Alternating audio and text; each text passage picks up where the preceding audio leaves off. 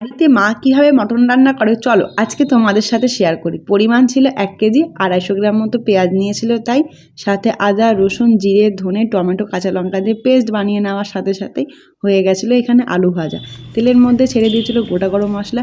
পেঁয়াজটা ছাড়ার সাথে সাথেই এর মধ্যে একে একে যোগ করলো হলুদ, নুন এবং চিনি। কালারটা আসলেই এর মধ্যে অ্যাড করে দিল আগে থেকে করে রাখা সেই মশলাটা। আমরা একটু ঝাল খাই বলে তার মধ্যে মা এর সাথেই যোগ করলো শুকনো লঙ্কার গুঁড়ো, আর স্বাদটা যাতে আরেকটু ভালো হয় তাই ইউজ করলো সানরাইজের শাহি গরম মশলা। মাংসটাকে এরপর ওর মধ্যে নাড়াচাড়া করে রাখার পর 45 মিনিট রেখে দিল কষানোর জন্য।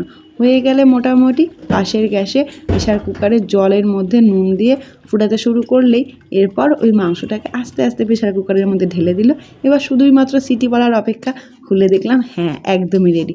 গরম গরম ভাতের সাথে তোমরাও এইভাবে মাংস করে অবশ্যই খেতে পারো।